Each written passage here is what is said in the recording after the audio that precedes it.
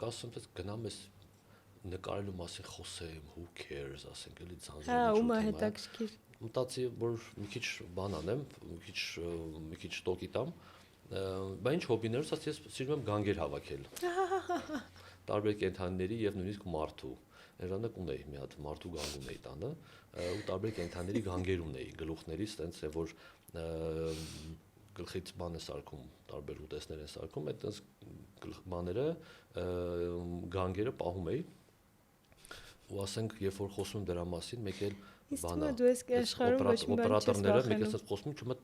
երեխա է, նստած խոսում, գանգեր եմ հավաքում, սա կամերայից նայում, ասում են, ինչ։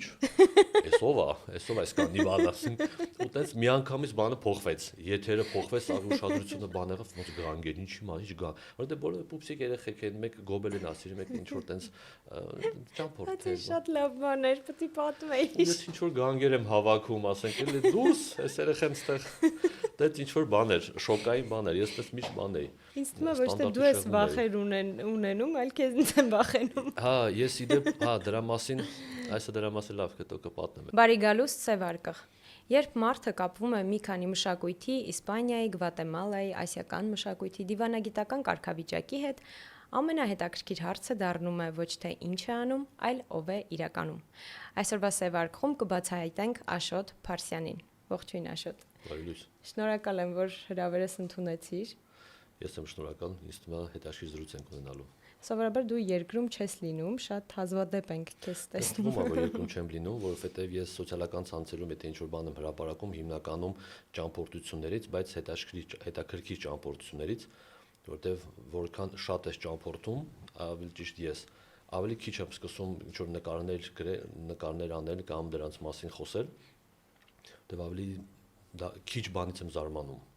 Այդ պատճառով շատ ավելի հազվադեպ եմ դրա մասին լուսաբանում, բայց տենց տպավորություն է ստեղծում, որ ես Երկրում չես։ գրեթե միշտ երկրում չեմ, բայց մեծ մասամբ էստեղ եմ։ Իդեպ պետք է քեզ ներկայացնենք Իսպանիայի թագավորության եւ Գվատեմալայի հանրապետության պատվավոր հյուպատոս, բայց դու սիրում ես շատ ավելի այլ ուղղություններով ներկայանալ, որպես քո բիզնեսների համահիմնադիր, կուզեմ շատ հերթով դրանք բացենք, որովհետև այսօր խոսելու ենք վախերի մասին, մեր հիմնական թեման վախերն են, թե ինչ վախերի է հանդիպում հաջողակ մարդը եւ ինչպես է դրանք հաղթահարում, իր ներքին ուժը բացահայտում։ Քանի որ մի քանի այսպես ասպեկտ կա, կուզենայի շատ այդ առումով խոսենք ամենաառաջինը քեզ հետ կապ ունեցող ամենահետաքրքիր փաստերից մեկը, որ ինձ ամենաշատն է զարմացրել, ինչպես կարող է մարդը ճանապարհորդել տարիներ շարունակ առանց անձնագրի։ Ես ինձ նույնիսկ տես կատակով կոչում որպես պրոֆեսիոնալ գործազուրկ, որովհետև դա ինձ թվում է իմ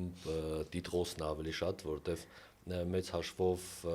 ես միշտ զբաղված եմ կամ միշտ ազատ ժամանակ ունեմ։ Շատ հարաբերական է այդ ամեն ինչը ասելը։ Իմ կյանքն էլ է այդպես ստացվել է վերջերս արդեն։ Դե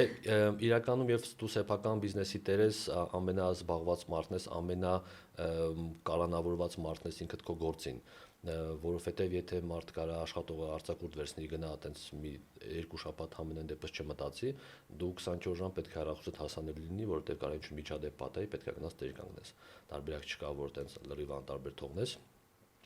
Չնայած իմ մոտ դեկտեմբեր ամսին այն կարգի գերհոգնածություններ արդեն ձևավորվել, որ ես մոտ 20 օրով եթովպիայի ուղղությամբ էի գնացել լրիվ կտրված իրականությունից աշխարհից հունվար ամսին ու շատ օգնեց անջատվել ամենօրյա այդ աշխատանքից, հոգսերից, խնդիրներից ու շատ էներգիայով լցված հետ վերադարձա ու հիմա սպասում հաջորդ։ Այդ ուղղություններ գնալիս հիմնականում շատ վակցինացիա եւ այլն առողջապահական շատ հարցեր են առաջանում, դա քեզ չի վախեցնում։ Հենց այդ երկրում պարտադիր չէր ոչ մի բաներ, վակցինացիաներ, միջև այդ ունեմ այդ դեղին տենդի վակցինացիա, որ 10 տարվա, երբ որ Ուգանդայի գնում այդ ժամանակ ունեի ստացած։ Ես առհասարակ այդ խոսելով վախերից չեմ վախենում։ Կարամ ասեմ, այդ երկրներում չեմ վախենում, չնայած որ միշտ վախացնում են, ասում են այս չանես բան կլինի, կթալանեն, չուտես, կմեռնես, այս չանես, այն չանես, ես այդ վախերով եմ, որ ռուսերեն ասում են գալից վախենաս անտառ չգնաս, այդ տարբերակն է, այսինքն թե գնացել ես, ուրեմն պետք է առերեսվես այդ խնդիրը, այդ ամեն ինչ կարող պատահի, եթե վախենալու ես, իմաստը որն է գնալու, պետք չի ուրեմն գնալ։ Ես ինձ թվում է մի քիչ վախը գերազանցելու բան եմ, հատկություն ունեմ, որտեղ եթե դու վախը չգերազանցես, որտեղ վախեր կարան առաջանան, բայց պետք է դրանք ինչ որտեղ հաղթահարես։ Այդ փորձես հասկանաս, որ այդ վախը չի կարող լինել դոմինանտ քեզ համար։ Բայց այդ ինչի՞ց է գալիս, որտեղից է քո մեջ սկիզբ առել, բայց անձնագրի թեմային անպայման անդրադառնանք։ Ոնց է դա ստացվել, ընդհանրապես ինչպես է հնարավոր։ Ես անձնագիր, այո, անձնագիր մոտ 20 տարի առանց անձնագիր եմ ճամփորդել, դրա փոխարեն ունեի ճամփորդական փաստաթուղթ, որ անձնագիր չի, եւ այդ փաստաթղթով շատ դժվար է ճամփորդել աշխարհի ցանկացած երկիր։ Բոլոր երկրներից պետք էր վիզա ստանալ, որը մեծ խնդիրներ առաջացնում։ Չթողնենք այդ մասին։ Ես կոմպլեքսներ չունեմ բացարձակ։ Ամեն ինչի մասին կարող խոսամ։ Ինչ էր այդ պատմության հետևում թաքնված իրականում, որովհետեւ շատերի մոտ հարց կառաջանա, ինչպես, ինչ փախստականի կարգավիճակ էր։ Ես ծնվել եմ Բաքվում 83 թվականին, հայրս եղել է զինծառայող, սովետական բանակի արդեն ամուսնացած էր, եւ ընտանիքով ապրում էր Բաքվում որպես զինվորական։ Ես այնտեղ ծնվել եմ պլանավորածից մոտ մի 20 օր շուտ, քանի որ գիտեմ մերոնք պլանավորել են, որ ես վերադառնամ, այսինքն ծնվելուց առաջ կամ լինեի Վրաստանում կամ որտեվ մայրս Վրաստանից է, կամ լինեին Վրաստանում կամ Հայաստանում, բայց ես բախտի բերմամբ թե պատահմամբ ծնվեցի Բաքվում։ Եվ այդ կնիքը հայ բախտ էստեղ կասեին։ Ու այդ բանի Բաքվում ծնվածի կնիքը երկար մինչև հիմա մնաց իմ անձնագրում ու դպրոցական տարիքում մի մոտ կոմպլեքս կար։ Ես անընդհատ ամաչում էի ասել, որ Բաքվում եմ ծնված, որովհետև կար թշնամանք, հիմա էլ իհարկե։ Դե հատկապես այն թվականներին շատ էր այդ բուլինգ ասվածը։ Այո։ Դե դպրոցական տարիքում երեխեքը այդ հանդուրժողականություն չունեն, 90-ականներին, երբ որ պատերազմ էր, հարյուրավոր մարդիկ էին զոհվում ու այդ բոլորը գիտեին այդ Ադրբեջանի հետ կապված խնդիրը ու դու հանկարծ դպրոցում ունես ինչ-որ բան, Made in Baku ինչ-որ բան, փաստաթուղթ։ Շատ սյուր է, ինչպես շատ դե փաստը մնում է փաստ։ Ու մի տեսակ շատ խուսափում էի ու ես հիշում եմ մի դեպք, երբ որ դպրոցում դասատուն հարցնում է գրեք ծննդավայրը, ես մեկ էլ ասում եմ ոնց էր անունը, B-ով էր սկսվում, բայց ոնց էր մոռացա բանման, ու ես չեմ կարողանում բան անեմ, տենց ասեմ, իբր մոռացել եմ ծննդավայրս, ասենք շատ խնդալու է հիմա որ այդ ամենը հիշում եմ, բայց հասկանում եմ, որ տենց մեծ բաներ, ռեակցիա լինելու է դպրոցական տարիքում երեխայի կողմից, թե ոնց Բաքու, ինչ Բաքու բան, ու տենց դա իմ համար մեծ բան էր տարիներ շարունակ։ Դե հիմա բնականաբար գիտակից մարդիկ հասկանում են, գիտեն, որ Բաքվի հայ համայնքի մասին ես այդ տարիքում չէի կարող բոլորին նստեի, պատմեի անընդհատ ժամերով բան։ Հիմա դա չէ դաշկում ինչ որ մարդկանց կարծիք, թե ով ինչ կմտածի, ով ինչ ռեակցիա կտա այդ ամեն ինչին, այնպես որ հիմա դրա խնդիրը չունեմ բացարձակ եւ այլ բան չունեմ։ Արդեն հիշում եմ, որ B-ով էր սկսվում եւ որ քաղաքները այս խնդիրները հաղթահարելով է ձևավորվել քո ուժեղ տեսակը եւ հետաքրքրասեր տեսակը։ Պատկերացրու այն ժամանակ, երբ որ ես փորձում էի ճամփորդել, թե ծնողներս, թե ասենք շրջապատի մարդիկ, բոլորը հասկանում են դա անհնար է իմ ճամփորդելը, անհնար էր այդ փաստաթղթով, մինչև հիմա մարդիկ չեն կարողանում։ Ես ասում եմ, որ չէ, ես պետքա ճամփորդեմ, ես պետքա փորձեմ, մեծագույն դժվարություններ եմ անցել ամեն անգամ ինչ որ երկիր գնալուց, եւ իմ համար մեկ վախը առաջանում էր օդանավակայաններում, երբ որ անձնագրի այդ բանը ստուգողը այդ մուտքի շլամպը ձեռքը ասած պահած, որ я խփի, я չի խփի ասած վիճակով։ Ու այդ շխկոց այդ կնիքի իմ համար ամենաբաղձալի ձայնն էր, որովհետև նայում էին փաստաթուղթը ու գնում էին կողքի սենյակ։ Դա տևում էր կարող կես ժամ, 1 ժամ։ Ստուգում էին ով եմ, ինչ եմ, որովհետև այդ փաստաթուղթը մի քիչ ավելի քիչ պաշտպանված էր, քան անձնագիր եւ շատ էին կեղծում։ Ու ամեն անգամ իմ համար մի հատ մեծ ստրես էր օդանավակայանում, վայ, կարող եմ մտնել, ու ես ունեցել եմ մոտ 3-4 դեպք, երբ որ ինձ չեն թողել մտնել երկիր, ես ստիպած եմ գիշերել аэроպորտում, հետո ինձ հետ են ուղարկել սահմանից, հետո խնդիրներ են առաջացել, ու ամեն անգամ այդ փաստաթղթով ճամփորդելը մեծագույն ստրես էր, ամենը որ երկիր էի մտնում, ոնց որ ինչ-որ մեծ բան հաղթահարեցի, ու դա բան էր, ու մինչև հիմա այդ ռեֆլեքսները մնացել են, չնայած հիմա ճամփորդելու ոչ մի խնդիր չունեմ բացարձակ ոչ մի երկրի սահմանում։ Ուզում եի հարցնել հենց այդպես ու այդպես քանի տարի։ Ну 20 տարուց ավել մոտարպես 20 քանի տարի երևի իմ այցելած երկրների մեջ եթե ես նորմալ անձնագիր ունենայի երևի ես 100-ից ավելի երկիր արդեն ճամփորդած կլինեի եւ այն որ չեմ կարողացել գնալ մի շարք երկրներ չէին ճանաչում այդ անձնագիրը Չբացահայտված այդ ուղղությունները հիմա քիչ-քիչ մարդիկ նոր սկսել են հետաքրքրվել ու սկսել այդ ուղղություններին ուշադրություն դարձնել մինչդեռ դու արդեն իրենց իսկ բացահայտել ես Ես անցած տարի այս օրը գտնում եմ Հյուսիսային Կորեայում Իմ համար դա լրիվ այլ աշխարհ էր, այլ բացահայտում է տարիներ շարունակ ուզեցել եմ այնտեղ գտնվեմ, հայտնվեմ, տեսնեմ։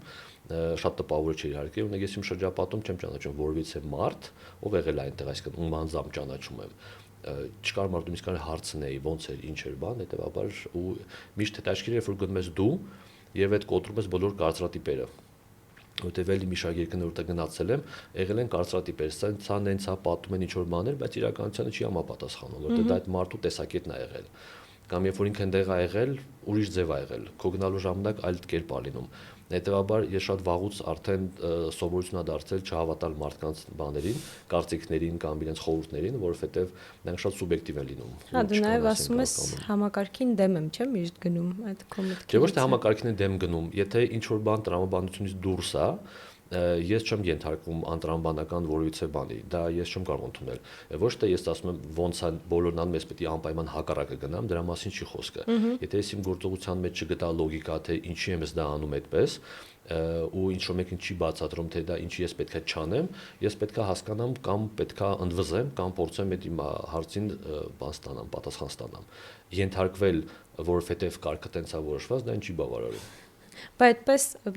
հետաքրքիր է, այս մտքին կվերադառնանք, իրականում համակարգին դեմ գնալու փորձերից սկսենք, որովհետև այդպես եմ ես սկսել բացահայտել Աշոտին, իմանալով, որ վարկային մասնագետ լինելով իրեն աշխատանքից ազատել են, բայց այդ աշխատավարձով ինքը կարողացել է հիմնել Centro Hispano-ն, որը որ իսպաներենի դասավանդման ամենահայտնի կենտրոններից էր, թերևս մինչև այսօր կարծում եմ։ Պատկերացրու այն ժամանակ, երբ որ ես դա մեջ հիմնադրում էի, այդ Ոնց սկսվեց էլի այդ պատմությունը, ուզում եմ դրա մասին խոսես, հա։ Ամբողջ պատմությունը սկսվեց նրանից, որ ես տնտեսագետ եմ մասնագիտությամբ, իսպաները ոչ թե սովորել, ոչ թե իմ մեծ սիրո պատճառով Իսպանիայի եւ իսպանախոս աշխարհի հանդեպ, այլ լրիվ հակառակն ա եղել։ Ես այդ տարիքում լսում էի ծանր մետալ ու լսում էի սկանդինավյան գերմանական մետալ խմբեր լսում եւ իմ համար ավելի ականջահաճո լեզուն գերմաներեն կամ նորվեգերեն այդ լեզուներն էին, այդպես վիկինգյան այդ մշակույթներ ու ես երբևիցե չէի կարող մի օր անգամ գուշակել, որ կարող սկսեմ իսպաներեն խոսել, սալսա ապարել կամ ասենք ինչ որ տարվել իսպանախոս աշխարհի մշակույթով, որտեղ դա լրիվ հակառակ ման էր, կողմնա այն ամբողջի, որ ես մի շատ երկար ժամանակ սիրել եմ։ Իսպաներ սովորելու ընտրությունը եղավ ռացիոնալ, այսինքն մտածում եմ թե ուզում ես աշխարհը բացահայտես, մի քիչ ավելի շատ ճանաչես, անգլերեն լեզուն միայն անգլերենը բավարար չի, պետք է էքստրա լեզու սովորել, եղել է զուտ պրոստը բանով բացել եմ, նայել եմ քարտեզի վրա։ Duolingo-ով։ Չէ, այն ժամանակ չկար։ Այն ժամանակ սարսափելի բաներ, պայմաններ էին ինչ որ բան սովորել ցանկացողի համար։ Այն ժամանակ այն գիրքը որ գնացինք ես ու ընկերս որոշեցինք Վարդանը իմ կուրսեցինում այդ այնց տարիներ շարունակ այդ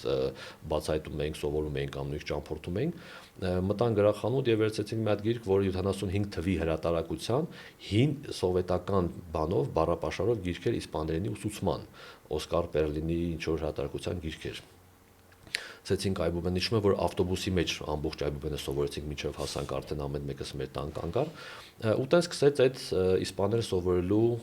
դարաշրջանը Հակումը այնքան դժվար են ժամանակ սովորել դե չկա այն ոչ YouTube կար ոչ հավելվածներ կար ոչ մի բան չկար այսինքն միայն գիրքներ գրքի մեջ են այն ինչ որ կարդում ես վստահ չէ որ ճիշտ ես կարդում կամ ճիշտ ես լսում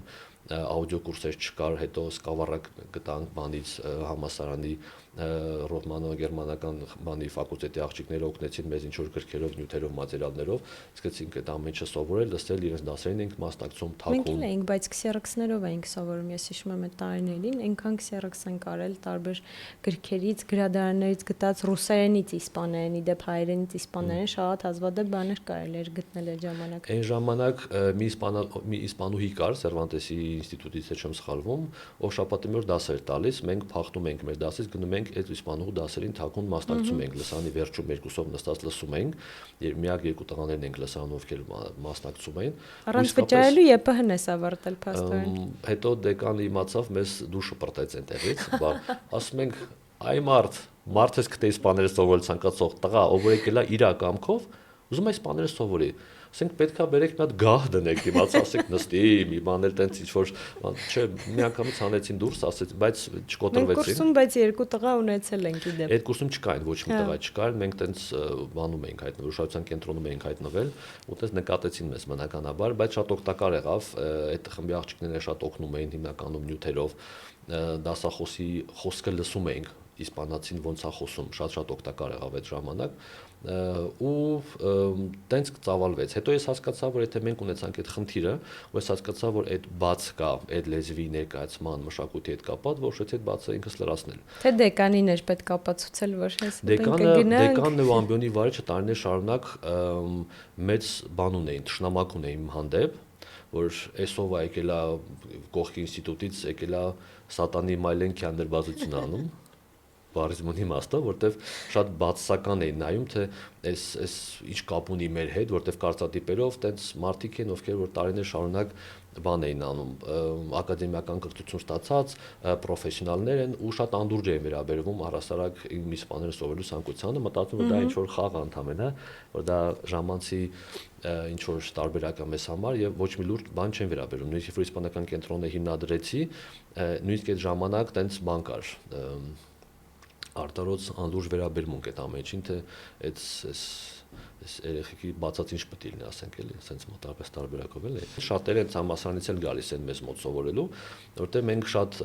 դասերից բացի մեր շատ մշակութային էր նաև։ Մենք ռադիոյում հաղորդում ունեինք, որտեղ իսպաներեն ռադիոյում մոտ 4 տարի ռադիոյում հաղորդում եմ ես վարել։ Դու էիր վարում, հա։ Վարում եմ ես իսպանախոս ինչ որ գործընկերոջ հետ, հենց բնիկ մուն իսպանախոս տարբեր երկրներից, Էկվադոր,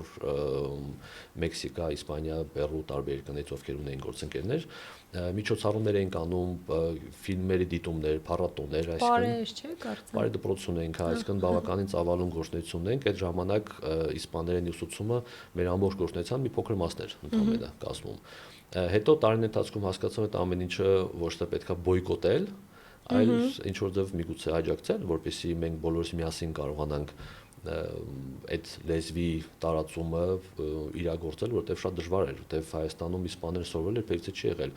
անհրաժեշտություն կամ պարտադիր պահանջ։ Մեր մոտ դրա կարիքը շատ չկա, այսինքն սովորել ցանկացողները քիչ են, ու ոչ թե սովորեն նրա համար, որ կոնկրետ ինչ որ Հայաստանում ինչ գործի հետ կապված։ Իսկ այսօր ովքեր են սովորում։ Էլի սիրահարներ, տարբեր մարդիկ կան, սիրահարներ կան, մարդիկ ովքեր պետք է ինչ որ երկրից մեկն են, ովքեր որ ինչ որ տարբեր պատճառներով ակտիվ գործում է։ Իհարկե։ Կենտրոնը ակտիվ գործում է։ Այնտեղ կա այսօր նաև սրճարան, որտեղ տորրոյի գլուխ է իսկական։ Չի վախեցնում մարդկանց, որովհետև մեր մշակույթում շատ ընդունված չէ։ Ես մտածում եմ ամենասկզբում այդ բաները, հեյթերները ավելի շատ կլինեն, ովքեր գանք ասեն, այդ հիմա շատ մոդայիկ է տենց դարձել, որ կենթանիների ծայրաստիճան սիրահարներ կան, ովքեր որ միշտ հրապարակում են նկարում, ոնց են փողոցի կատուներին տենց պաճպճում դնում տեղը, որ իրենք շատ կենթանասեր են։ Ես էլ եմ շատ կենթանասեր, բայց երբևիցե տենց բաներ չեմ անում դեմոնստրատիվ։ Ու ես մտածում եմ, որ քանի որ տենց տենդենս կա կենթանապաշտության, գանց սկսեն քարկոծել, որ ինչի այս գլուխները այստեղ կախած, բայց միջև որ նման բանի չեն առերեսվել, երևի որտեղ մարդիկ ովքեր գալիս են, գիտակից մարդիկ են գալիս, հասկանում որ դա այդ երկրի մշակույթն է։ Բայց կարծեմ Իսպանիայում էլ է քիչ-քիչ դուրս է գալիս, որովհետև կարծեմ մենակ Վալենսիայում է մնացել։ Չէ, կան շատ տեղեր կան, ասեն Կատալոնիայում է արգելված, բայց մի շարք տեղեր կան, որտեղ կա այդ ամեն ինչը, եւ այդ ցլի գլուխները իրենք արդեն թանգարանային նմուշներ են, որտեղ արդեն գնալով ավելի է քչանում, եւ իմ մոտ 2 հատ կա այդ թանգարանային նմուշներից, որքին պատմական ցլեր են, որը որ ժամանակին չի մասնակցել իրանց մաներվա ցուցանակներվա գրված դրված է։ Դա այդ երկրի մշակույթի մասն է կասում, սիրես թե չսիրես։ Ընդունես թե ես հավատացեք փոքր տարիքից միշտ եղել եմ շատ կենթանասեր, շներ շատ սիրում եմ, բայց երբ որ Կորեայում եմ, ես չէի կարող հրաժարվել շուն ուտելու այդ շան ապուրից։ Օ, Աստվածի։ Որտեղ ես ուտեի չսիրեց շուն արդեն էփված է, արդեն այդտեղ հասկանում եք։ Լավ, սկսենք այդտեղից, ինչ ես կերել։ Քո կյանքում տենց տարօրինակ ուտեստներից։ Իսկ հիմա երևի թերևս երևի այդ շան ապուրն էր։ Հա։ Չի կարող չուտել բնականաբար։ Եթե ես ասում եմ, եթե չուտեի, այդ շունը արդեն ընտեղ էր։ Մյուս կորեացիներ ուտելու հետ ապուրը տարբերություն Ես կերել եմ օձ եւ գրիա Խոստովանեմ։ Այդ փոքր տարիքում ենք։ Այդ փոքր տարիքում ես գյուղում երբ որ բան Վրաստանում գյուղում էի ես մանկություն ծածկացնում, այդ գործ օձ գրիա բան այդ ամեն ինչը կամ կոկորդիլոսում, Կուբայում բան այդ ամեն ինչը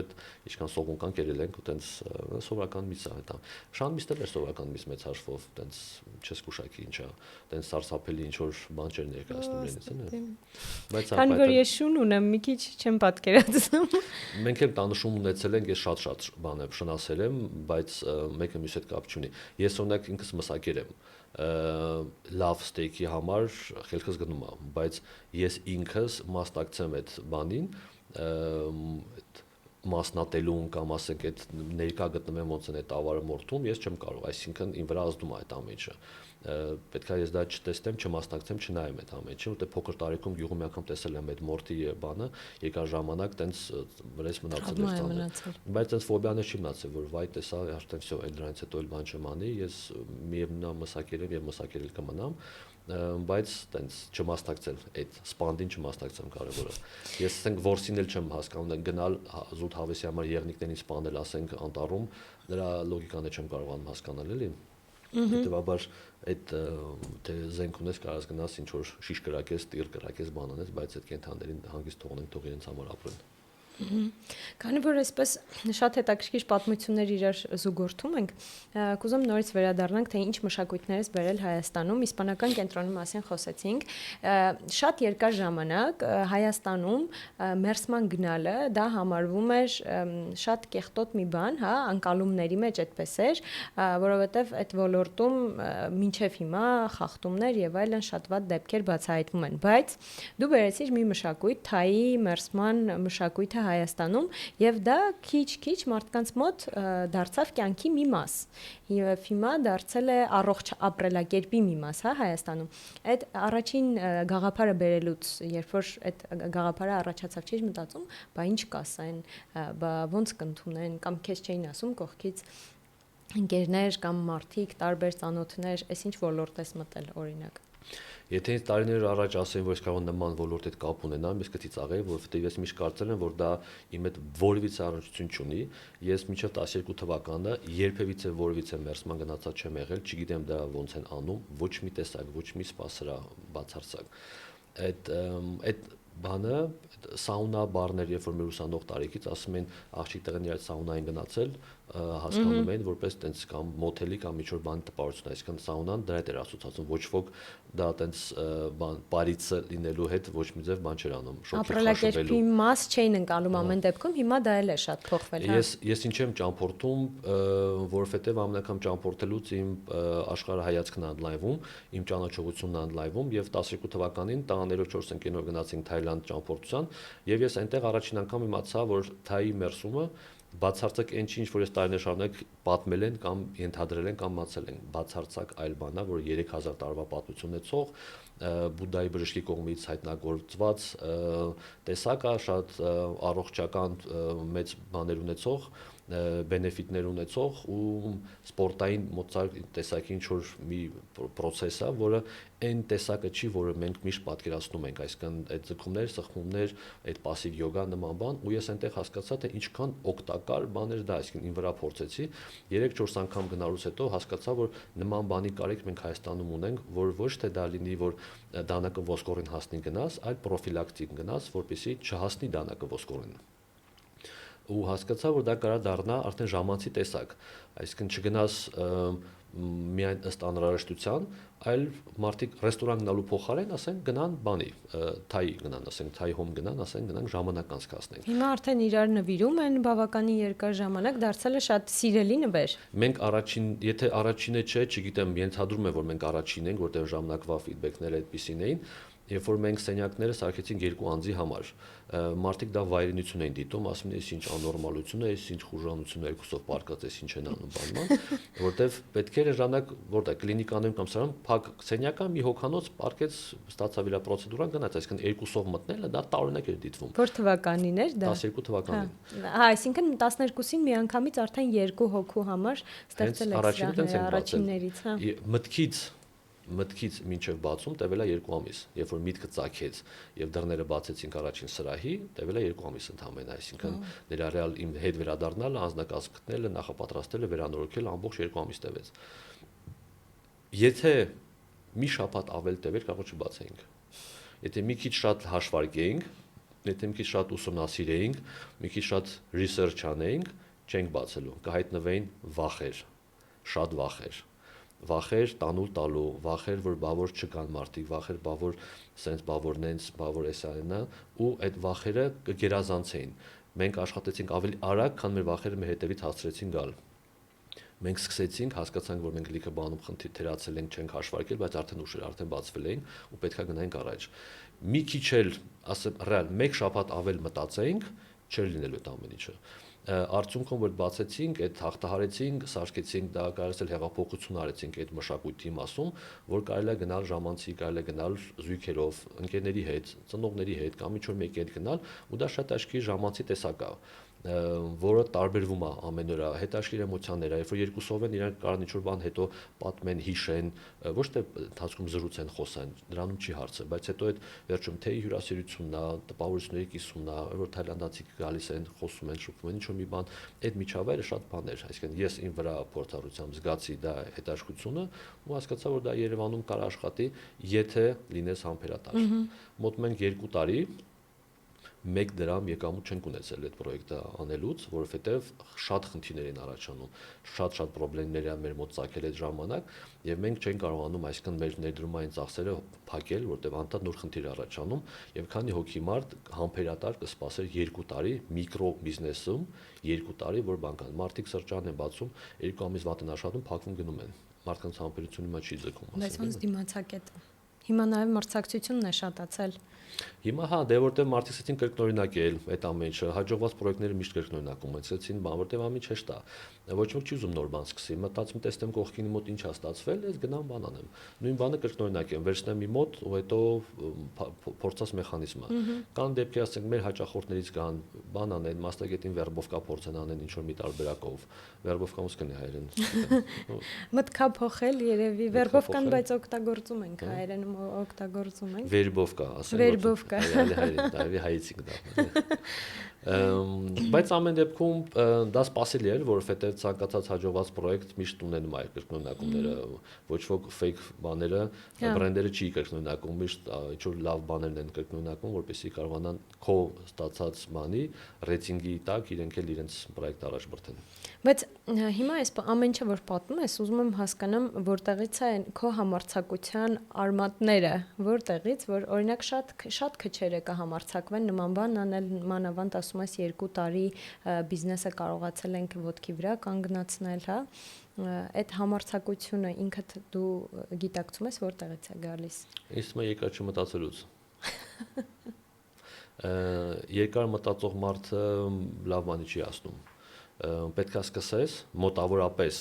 ծանր ու թեթև անես ու գնաս առաջ։ Բայց դրա համար նաև բավարար գիտելիք, իմաստնություն, փորձ պիտի կուտակած լինես։ Թերևս ես լինելով այդ ոլորտից շատ հեռու, երբ որ Թայլանդում եմ 20 օր շարունակ մանրակրկիտ ուսումնասիրել եմ այդ ոլորտը, գնացել եմ այդ բանի Thai traditional massage-ի դպրոցներ, գնացել եմ թայլանդական գյուղում եմ 2 օր անցկացրել, որպեսզի հասկանամ կենցաղ այդ մարդկանց, ոնց են ապրում, ինչ են ուտում, ինչ մենտալիտետ ունեն, այդ մշակույթի նրբությունները, ուսումնասիրել եմ իրենց դիզայնը սարքած տեղերը։ Խորագետ ես դարձել այդ ոլորտում։ Անցել եմ բավականին մեծ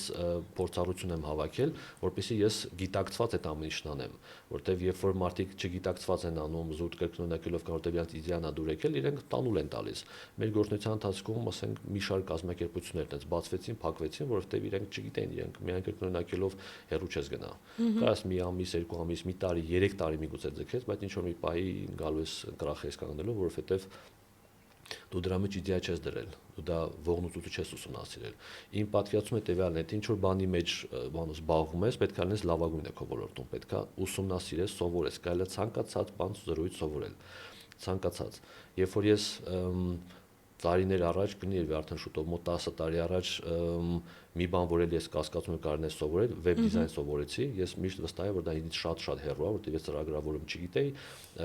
միշտ հեռու էի, երբեք չեմ սիրել։ Հետո իմացա, որ կան сайт բիլդերներ կան, որ կարելի է drag and drop տարբերակով վեբսայթեր կառուցել, այսինքն միայն դիզայնին տիրապետելով առանց ծրագրավորման։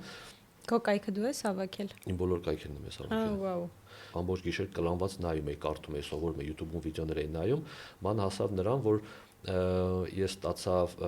certified web designer-ի սերտիֆիկատ եւ web trainer-ի սերտիֆիկատ, այսինքն ես դարձա դասավանդողի սերտիֆիկատ տվեցին, ու դասընթացներ էի վարում վեբսայթ սարքելու։ Մարդ, ով որ սաղքյան զզվել է այդ web design-ի մտքից, որ վստահ եմ եղել, որ դա ինձ հասու չի, Ռուսերեն մի բառ կա, без тормозов, կներես պիտի ասեմ հիմա։ Ու ինչ-որ մյուս քսան տրեյնինգներ անել։ Նման ասոցիացիան են իմ մոտ առաջացել։ Ու ես ասենք հասա Ampoule-ին, որ երբ որ ես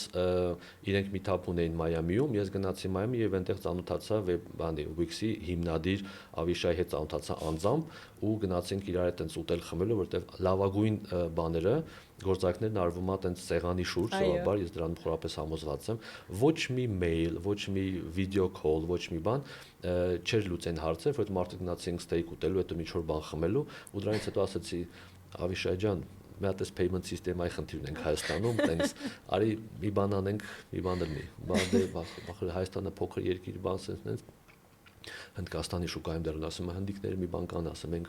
դժվար ազգ ենք, փոքր երկիր ենք, եկեք մի բան արենք, ինչ որ միտեղ ստացվի, ու մենք եկանք իրանց հետ համաձայնության, այսինքն ես իրանց հետ բան արեցինք, կոնտրակտ արեցինք, որը հետո ինչ-ինչ պատճառներով Հայաստանում տեղ ունեցած խնդիրների կապ պատճառով առաջ չգնաց, բայց համենայն դեպս ստացվեց այդ գործարքը, ու ասենք ես հերվից հեռու կարծելով, որ դիզայն ինչ ու մի օր տեսնում որ այս այդ կամպանիայի հիմնադրի հետ, ասենք քննարկում ենք Հայաստանում համագործակցության մասին, այսինքն ես այդ կարգի եմ խորանում ինչ որ բանի մեջ, եթե ինչ որ մի բանով զբաղվում եմ, պետք է գնալ մինչև վերջ տանել։ Եթե մնալու ես տենց կիսատ-պռատ վիճակի վրա, ուրեմն դա քոնը չէ։ Կողքից լսողի մոտ կարող է տպավորություն ստացվել, որ ուղակի բախտդ բերել է, ինչ որ իրավիճակներում ես հայտնվել ու քեզ մոտ ամեն ինչ ստացվում է, հա, բայց իրականում նաև այն բացառիկ դեպքերից է քո դեպքը, որ ինքնակենսագրականով ես դարձել պատվոհյուպատոս եւ ոչ թե նշանակմամբ, հա, այսինքն այս ամեն ինչի հետևում թաքնված է այս տաժանակիր աշխատանքը, խորանալը, որը որ դու անդադ թվարկում էիր։ Դա է, թե ինչ որ մի բան կա, որ բախտդ էլ բերել է, ինչ որ տեղերում հայտնվել։ Իմ գլոբալ առումով 3 անգամ է բախտս բերել։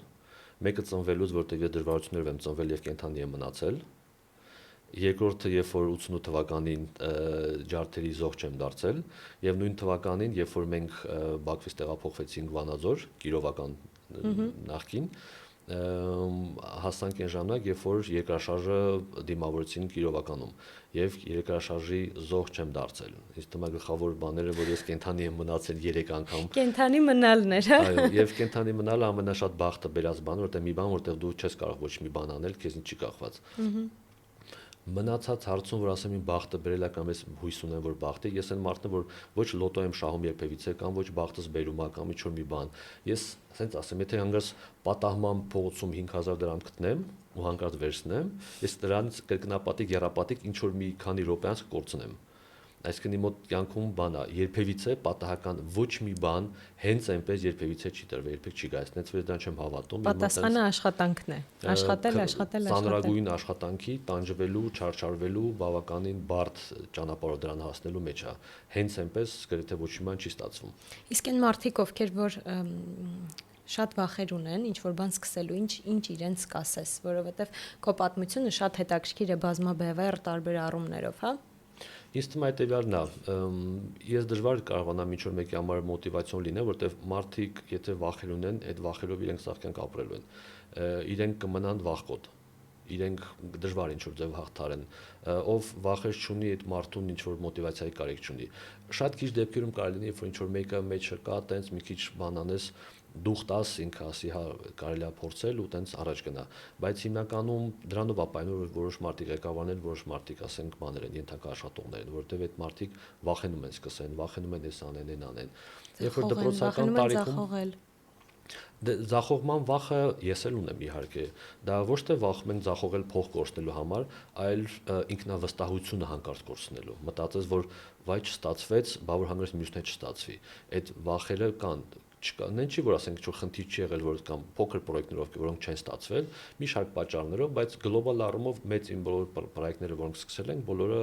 կայացել են եւ առաջ են գնում եւ ընդլայնվում են,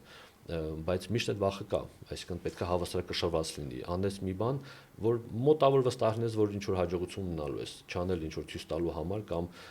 ինքդ քեզ փորձես ինչ որ բան ապացուցես, էլի որտես արեցի, որտեղ չէի վախում, դա էլ տենց չի էլի, պետք է պապաս ասում է ռինգ մտնելուց առաջ եթե մոտավոր գնահատում ես, որ չես կարող քո օպոնենտին խփել, անիմաստ տեղը մտնել մի տեղը, որտեղ քեզ նոկաուտ են անելու, իմաստ չունի մտնել։ Իսկ ընտանիքդ պատկերացնում էր, որ դիվանագետ ես դառնալու։ Իրականում պատվոյպատոսի կարգավիճակը դիվանագիտական ստատուս իրանի չի ներկայացնում, իհարկե դիվանագիտական կորպուսի մաս են կազմում։ Բայց գործունեությունը նաև դիվանագիտական գործունեություն է։ Ընդհանուր առմամբ այո, բայց դիվանագիտական ոլորտում ենք, այսինքն դիվանագիտական կորպուսի ներկայացուցիչներ ենք մենք հանդիսանում, բայց հենց դիվանագետի կարգավիճակ, ռանգ պատվավոր հիպատոսները չունեն։ Իսպանիայի դեսպանություն կունենանք առաջիկայում Հայաստանում։ Ունենք դեսպանության ներկայացուցչություն, որը դեսպանության դեր է կատարում, բայց ոչ լիարժեք դեսպանատուն է, ունենք դիվանագիտական ներկայացուցիչ, բայց օրինակ վիզաներ Հայաստանում առաջիկայում չի լինելու, դա շարունակելու է Մոսկվայից կազմակերպել ամեն ինչը, եւ ստեղի ներկայացուցիչը Մոսկվայի դեսպանության մասն է, ոնց որ ներկայացուցիչն ընդամենը Հայաստանում, բայց ոչ ամբողջական լիարժեք, որտեվ երևի Հայաստանը չափազանց այդ պայծրությամբ փոքր է եւ շատ մեծ կշիռ չունի Իսպանիայի տնտեսության կամ առհասարակ կյանքի համար, դրա համար մեծ ջանքեր չեն բանանում այս պայծրությամբ։ Քանի որ երկու երկրի մասին է խոսքը եւ Գվատեմալա եւ Իսպանիա, այս երկու ոլորտներում եթե ամփոփ կարողանաս ներկայացնել ինչով եք զբաղված։ Պատվո հիպատոսի ֆունկցիան, համար մեկ ֆունկցիան Հայաստանում գտնվող այդ երկրի քաղաքացիների աջակցությունն է։ Երբ որ մարդիկ ունեցան խնդիր, հայտնվել են բանտում, սահմանի վրա խնդիր ունեն, առողջական ծանր խնդիր ունեն, մահվան դեպք է եղել, փաստաթուղթ կորցնել կամ պարզապես ինչ որ մի աջակցություն այդ քաղաքացիներին հումանիտար օգնության մասն է խոսքը գնում։ Դրանից հետո արդեն գայս է մշակութային հարաբերություններ։ Ես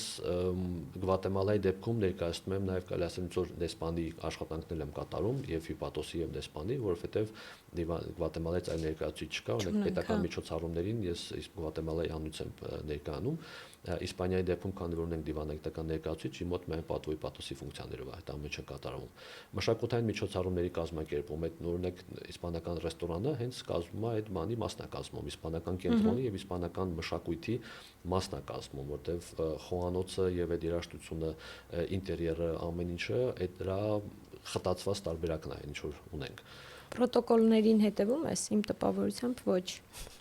Պրոտոկոլները մեր դեպքում շատ խիստ չեն, կոնկրետ պրոտոկոլներ կան, որոնց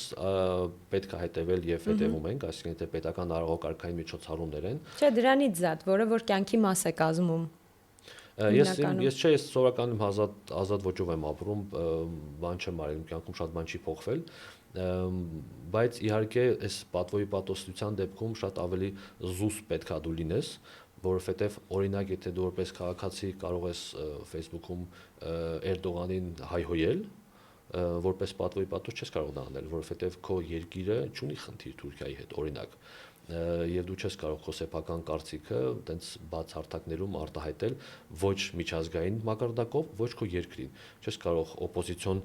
հայտարարություններ անել, հակաիշխանական հայտարարություններ անել, որովհետև քո ֆունկցիան է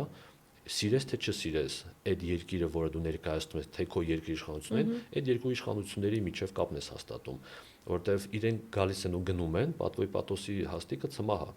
Դու հավերժ կմնաս նույն քո աստիքին, դու պետքա բոլոր կողմերից ընկերություն անես, անկախ քո անձնական սիմպաթիաներից։ Դրա համար նաև դիվանագիտական որոշ հատկություններ են պետք։ Համարում ես, որ ունես։ Ինձ թվում է, այո, ենթադրում այո, որտեղ դա շուտվանից էր ոնց որ ես շատ եմ այն ժամանակ, որ միջազգային միջոցառումներ էինք անում գիրուս հետ, շատ էինք առնչվում դիվանագիտական տարբեր կորպուսների հետ, դեսպանությունների հետ, հյուպատոսների, դեսպանների հետ միջոցառումների միշտ հրավիրում են գալիս ենք։ Ես այն ուսանողական տարիքից ունեի դիվանագետ ընկերներ ունեի, ում հետ իրանց ընտանիքների հետ ենք ընկերություն անում, շատ եմ առնչվել ու շատ եմ, այսինքն դրանից նաև դարձել եմ շատ տոլերանտ, դա մոտիկ ավելի տարբեր մենտալիտետների, տարբեր մշակույթների մարդկանց, տարբեր բաների,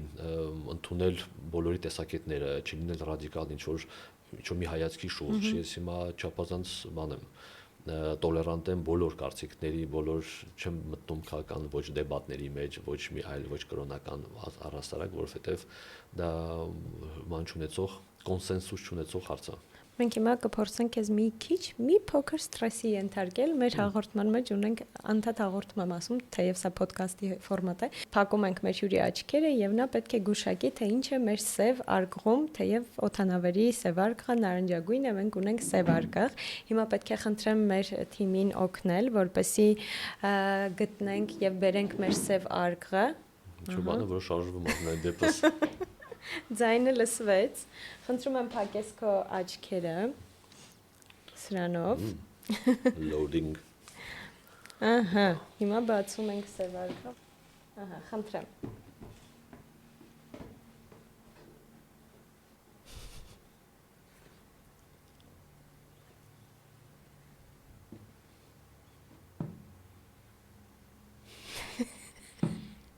Կարելի է հոտ քաշել։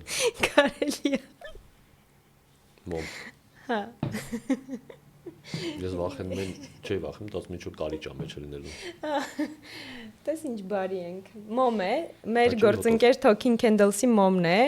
մոմեր եւ արոմա պրոդուկտներ ստեղծող բրենդ է, ստեղծվել եւ արտադրվում է Հայաստանում արդեն 5 տարի շարունակ է։ Բրենդի հիմքում կրեատիվը եւ օրգանիկան միքսելն է բույրերի մեծ տեսականիով։ Իրականում, քանի որ գուշակեցիր, սա չի քո նվերը։ Մեր սև արգղի մենք մտածում էինք ավելի վախենալու բաներ դնել, բայց քանի որ բոլորը քեզնից են վախենում, ոչ թե դու ինչ-որ մի բանից։ Ես ուրեմն դեպք պատմեմ, եթե պատմի ժամանակ ունեմ։ Իհարկե, մենք նվերը քեզ հանձնենք Talking Candles-ի։ Հուսով ենք կհավանես։ Խոսող մոմեր։ Չէ։ Շփվում ես մոմի հետ, հետո Բրենդի շիզոֆրենիա այդ բանալու չէ։ մի օր կհրավիրենք, գուցե պատմի ինչու Talking Candles խոսող են, որովհետև նախնական փուլում գաղափարը այդպիսինն է եղել։ Եվ կարծում եմ շատ տարբեր զբաղվածության առիթներ ունես ու ընթացքում քեզ անդադ անհրաժեշտ է լինում զրուցել մոմերի հետ։ Չէ, ավելի հաճելի բույրերով շրջապատված լինել եւ հանգիստը ապահովել, այնպես որ հուսով ենք կհավանես։ Մի պահ պատկացի մեկի կողքից տեսնի նստած մոմի հետ զրույց եմ անում, տենց ոդկաստ եմ վարում մոմի հետ, չէ՞, նստած խոսում ենք իրար հետ։ Բայց հետաքրքիր բան էիր պատմում։ 16 թվականներ կարծեմ, երբ որ Պուերտո Ռիկոյում էի։ Ինձ բոլորն ասում էին, որ շատ վտանգավոր է, ես մենակ էի այնտեղ, չքայլես փողոցներում, իրականում տենց է, Լատինական Ամերիկայի մի շարք երկրներում ու քաղաքներում, այն էլ ուժամերի շատ վտանգավոր է, քանի որ այնտեղ վերահսկում են թաղամասերի տարբեր նարկոբրիգադներ, ովքեր որ ունեն իրենց բանը, ազդեցությունը, ասում են չգնաս, չքայլես, ստեղ այս կողմը չքայլես, այս բանը չգնաս, այս մասով մութ ընկավ, պետքա դուրսը չլինես։ Ես ամենայն հավանականությունների չեմ գիտակցել այդ խնդիրը, իմ հետ բան չի եղել ու երևի վախի բացակայության պատճառով ես ազատորեն քայլում էի բոլոր փողոցներով ու արդյունքում այդ խեղճ մարդիկ ինձ էին վախում։ Դրա համար եմ ասում։ Ես մոտենում էի, ինչ-որ մոլորվել էի, կորցրել էի ճանապարհը, մեքենայի մեջ հիշում, տես մարդիկ նստած են։ Ես իհարկե մի քիչ արդեն տենց չսափրված, տես մի քիչ տենց շոկած, ման տես մի քիչ թափթփած հագնում, որտեվ լողափից դուրս է եկել տենց ինչ որ բաներով հողաթափերով, բաներով, տենց վիճակներով չու փողոցում քայլում, սա ժամը 3-ն է արդեն գիշերվա, փորձում գտնեմ իմ այդ բանը հյուրանոցը, որտեղ պետք է մնայի, այնպես մոտում եմ մեքենաներին, բան հարցնել, մարդիկ պատուհանները փակում, քշում գնում էին, մոտեն մեր շենքին, ասում ոչ ոք չէր օգնում, ասում եք վտանգավոր, ասենք, միջամը վտանգավոր ես էի, ասենք։ Եվ նայում են դեմքին, մի քիչ էլ երևի տենց մտածում են ինչ որ տենց տերորիստի դեմք ունի երևի իրանց համար ինչ-որ տարօրինակ բաներ, ու ես հասկացա, որ երկիրը վտանգավոր էր այդ մարդկանց համար։ Ու տենց ինձ այդ երկրում երևի բախտս բերել է միջև հիմա ոչ մի երկրում ոչ մի բան իմ նկատմամբ չի եղել, ոչ մի հարցակում, բայց հստակ հիշում այդ Պուերտո Ռիկոյի դեպքը, երբ որ այդ Սան Խուան բանում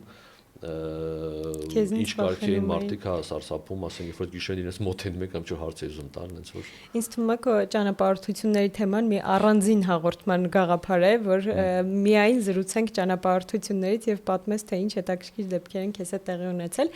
քանի որ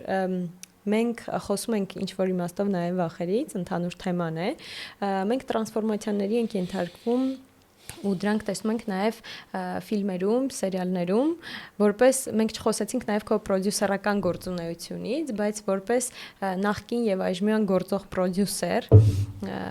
գիտեմ, որ La Casa de Papel ֆիլմն ես խորհուրդ տալու հիմա մարդիկ նայեն։ Իսկ բոլորը նայել են արդեն, COVID-ի ժամանակ չէ որ դա նայել։ Այո, բոլորը նայել են, բայց հենց դրա համար ուզում եմ հարցը մի քիչ փոխել։ Ինչի՞ է դա քո նայած միակ սերիալը։ Չէ, միակ չի, երևի,